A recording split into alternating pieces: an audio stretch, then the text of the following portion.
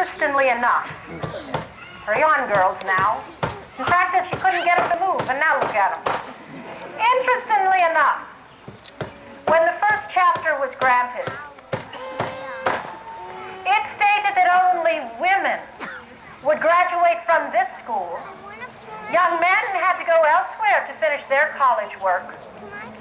Students boarded with respectable families in and around New Berlin. The charge for meals, room, bed, light, and towels, $2 a week, thank you. Washing was $1 a month, or by the dozen pieces, whichever you preferred. Well, look here. Here's some girls now from the seminary, just out on the town a little bit, gossiping, no doubt. But you know, where there's girls, there'll be boys.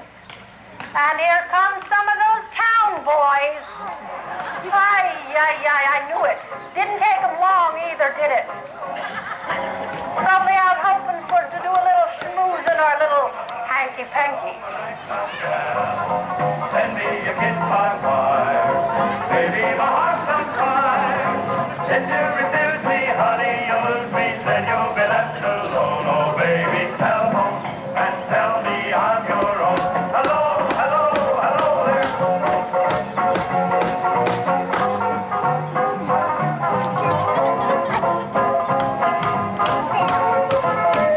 Come on, start schmoozing a little bit.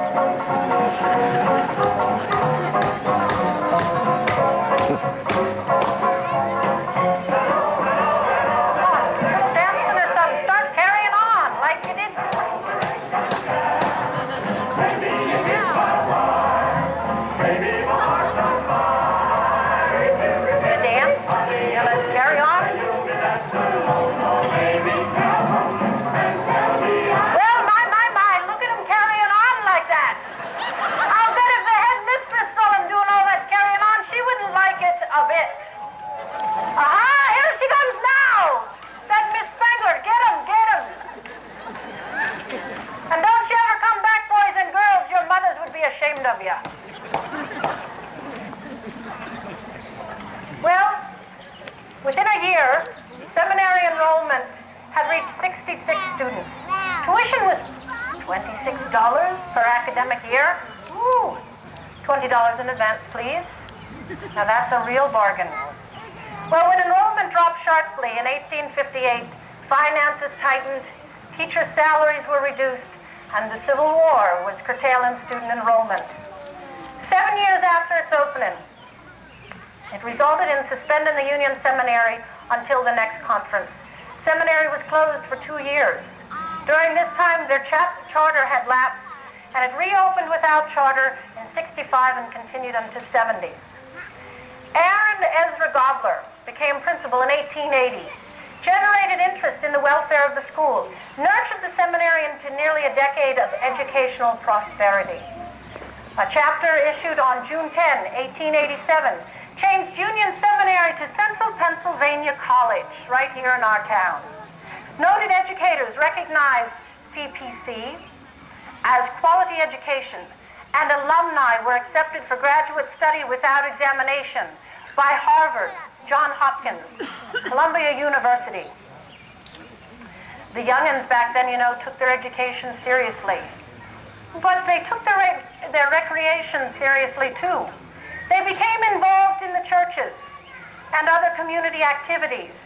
Plays were produced in Town Hall, the former courthouse, by students as well as local school and church groups. Dances were held in Town Hall. Local people would bring their children. Babysitters were unheard of.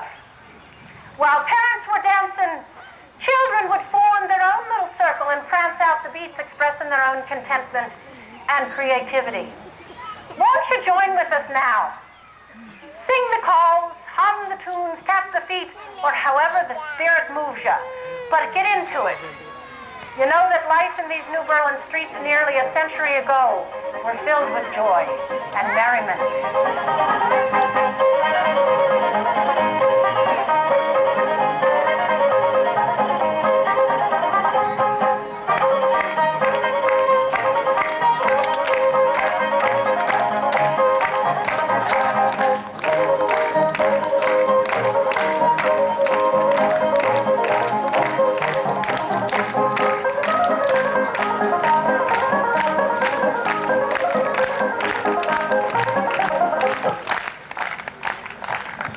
Now honor your partners, everyone. Honor your corners too. All join hands and circle left, and I'll tell you what to do.